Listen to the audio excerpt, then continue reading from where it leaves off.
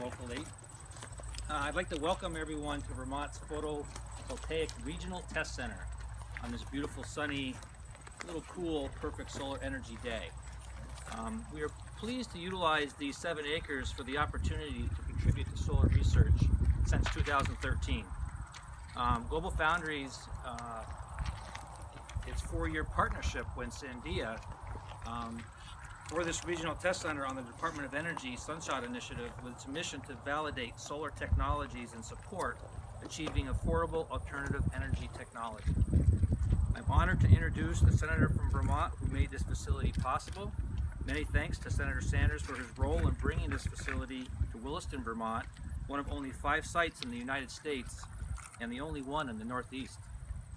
Of the many committees Senator Sanders is on, he is also a member of the Energy of Natural Resources Committee, where he has championed efforts to transform our energy system from fossil fuels to renewable power sources like solar and wind.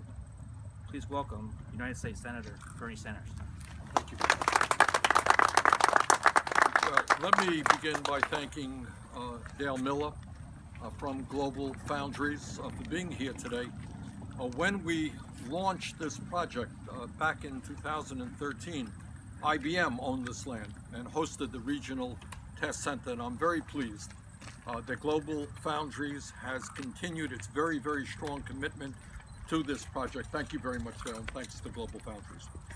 I'd also like to thank Lori Burnham, who gave us a very brief tour of the project here, which is extraordinarily exciting, the work that's going on here. And Lori is the technical lead for the RTC program at Sandia National Labs, and she is available to answer any technical questions about the tech center. And thanks to Josh Castigay of Green Mountain Power. I think all of us are very proud of the work that Green Mountain Power is doing, one of the boldest, most innovative private utilities in the country. They are not just a partner in this project, but the utility also developed the adjacent solar array, one of the largest in the state. The idea for this facility came after several of us, including Mary Powell of GMP, made a trip to Sandia National Labs in New Mexico.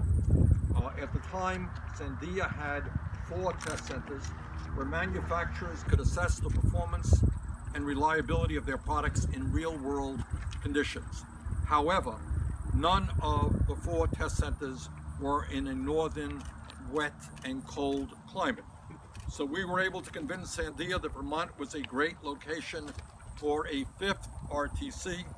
It helped that, in addition to harsh winters, Vermont has an ambitious goal of sourcing 90% of our energy from renewable sources by 2050.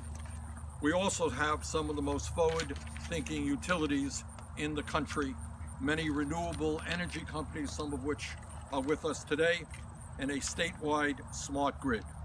Plus, if we can show that solar works here, truth is it can work anywhere.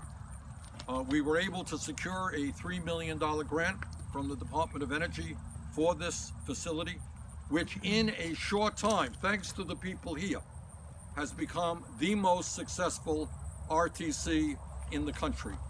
We now have 15 installations, 24 module types, and 11 industry partners, including 3 Vermont companies, and those are Renewable NRG based in Heinsberg, All Earth Renewables based right here in Williston, and Norwich Technologies based in White River Junction.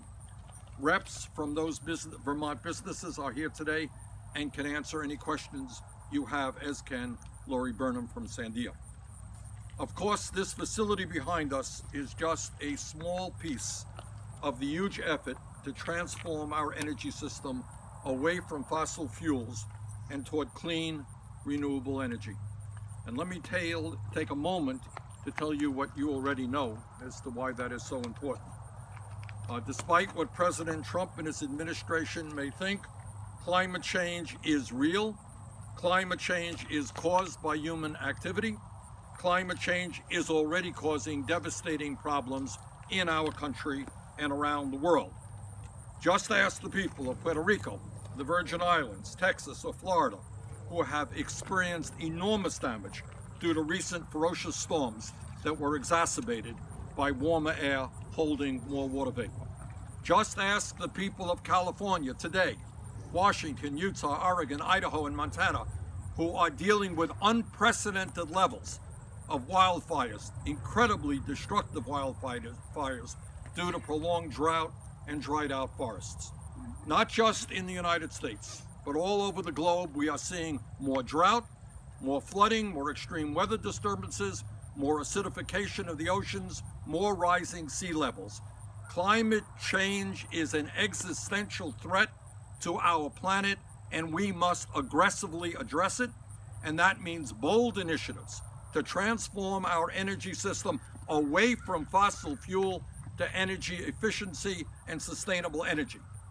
The very good news is that communities in our state and all across this country are moving in that direction.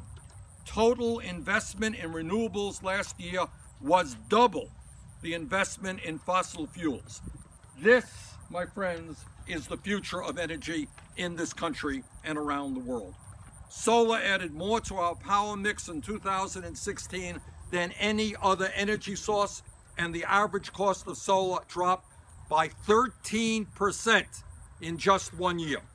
Increasingly, solar energy will be seen not just as an environmental and climate change imperative, it will be seen as a means to provide inexpensive energy. And new battery technology is only going to make that transformation even stronger. Here in Vermont, we already have 218 megawatts of solar installed or permitted, more than a third of the capacity of the shuttered Vermont Yankee plant. The investment in solar is already creating good-paying jobs that our economy needs. The solar sector employs 250,000 people in this country, more than Apple, Google, and Facebook combined, and the potential for additional job growth is huge. Impressively, Vermont is second in the nation for solar per capita jobs. And we are making great strides on innovative energy storage technologies as well, like the Stafford Hill project in Rutland, where a 2-megawatt solar project is paired with a 4-megawatt advanced battery array. Last summer, on a particularly hot day, that system saved GMP customers $200,000 in just 1 hour by reducing expensive peak power demand. And this is happening all across the globe. Our job is to think big. Our job is to think about combating climate change and making sure this planet is healthy and habitable for our kids and our grandchildren. And I want to thank all of the people involved in this really exciting project for helping to lead the way to move the country in a very different energy direction. Thank you all very much. Gail, you want to come up here as well? My name's Josh. Okay, Josh, I'm sorry. How do you speak after Senator Sanders? Great. So again, my name is Josh Kastengay. I'm the Vice President of Innovation at Green Mountain Power. And first, most obviously, thank you to Senator Sanders and his team for the leadership here. This leadership has kept Vermont at the center of energy transformation in the country and around the world. So, you know, without your help, support, and the team and innovation, we wouldn't be where we were. It's a pretty, you know, as the Senator spoke, an extremely important time for transformation. Thanks to the leadership, Sandia was able to come to Vermont along with the DOE, develop the RTC that you see behind us here. You know, what's really important too is strategic partnerships. Again, there's a lot of folks here that are working in this industry, and big thanks to Global Foundries and the team for hosting the site and allowing this to happen here. So from GMP's perspective, we have a major commitment to transforming this energy system. It's an antiquated delivery system that really hasn't changed over the last century. That's something that we think is driven by, I mean, it's what customers want. It's a distributed, clean, resilient, affordable grid, and it's going to take a lot of different distributed energy resources to do that, with solar being a key one of those. So having a site here that continually helps to drive down the cost, drive up the efficiency, make it easier to install, PV is going to help us to move that much quicker to this transformed energy future. And again, we like to say we're customer obsessed, as I'm sure a lot of the folks here are as well, and that's what our customers want to see, is a continued drive to transforming this energy system. So there's been a lot of momentum. We're really excited. It is an exciting time, but it's also a time that we need to continue to act and move even quicker. And there's just a tremendous, with the partners that are here today, among many others in Vermont and beyond, there's a lot that we can get done transforming this energy delivery system today. So again, thank you, Senator Sanders, thank you Global Foundries and the partners here today for making this happen, and thank you guys very much for being here. Lori Burnham is here to answer any technical questions, not to speak, but to answer any technical questions. Lori, you want to come up? Okay, any questions?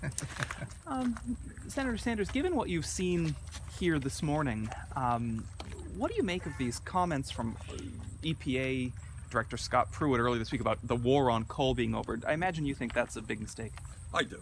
I think I voted against Scott Pruitt.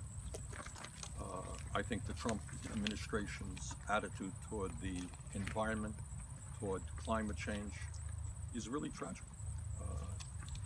It's not just me speaking. Virtually the entire scientific community understands that climate change is real, and that if we do not begin the rapid transformation of our energy system, the problems that we're seeing today are only going to get worse in the future. The United States of America should be leading the effort with projects like this in transforming our energy system away from fossil fuel to energy efficiency and sustainable energy. That's what we should be doing. And it is very unfortunate that we have a Secretary of the EPA who doesn't even recognize the reality of climate change, let alone want to help us transform the energy system. Seems like a lot of people in the solar industry are concerned about coming potential tariffs on imported solar panels. How does that affect the work being done here, and what do you plan to do something that, we don't know exactly what that means yet. It's a little bit premature. But I think the initial analysis suggests that would cost us a whole lot of jobs. It would raise the cost of solar in this country, meaning that there would be far fewer people installing solar. So the job here is, in fact, to increase U.S. manufacturing of solar. That is what I want to see, and there are ways to do that. But to simply impose a very significant tariff that would slow down substantially what the solar industry is now accomplishing, which would lead to great layoffs in terms of the number of workers in solar, does not make sense to me. So that's kind of what I think. Following up on the solar, and perhaps she could answer it, would a tariff on solar affect the research being done here? If you can come to the mic. I don't know that that would directly affect what you did there. No, it should have no effect on what we're doing here. We're evaluating prototypes and emerging technologies. Our focus right now is on U.S. manufactured products. Can you speak to what is being done here or can be done here that couldn't just be done in any open field in Vermont? Lori? What's being done here? Can you Any open field? You got to get in too? front of the mic. We have put a lot of effort and a lot of money into the design of this site. It's all about quality data. So we have an infrastructure that was constructed with the help of Global Foundries. In fact, I'll back up a bit and say when we first looked for a site in Vermont for a test center of this sort, we had a list of criteria that were important. One was a proximity to a grid tie, another was a large, flat, unshaded field, another was a partner with some technical capability, a site owner who could support the effort. We put out a competitive bid, had a number of applications come in, and this site won hands down over the other contenders. So what we have here to support the collection of high quality data is a world-class meteorological. We have world-class meteorological instrumentation. We have monitoring systems where we collect very high resolution data on energy output from the modules. This is string level current and voltage. This is a world-class facility, and one could not just take panels and put them in a field and get the quality of data that we have here. We also pay a lot of attention to operations and maintenance. So we make sure our equipment is calibrated, we make sure it's cleaned. Lori, tell them a little bit about some of what you're looking at here, what you were explaining to us earlier. Yeah, get close to the mic. Well, Lori, get close to the mic. Yeah, if you could step up. Haley, help me. No, you're doing great. This is a showcase for technical innovation in the U.S. solar industry.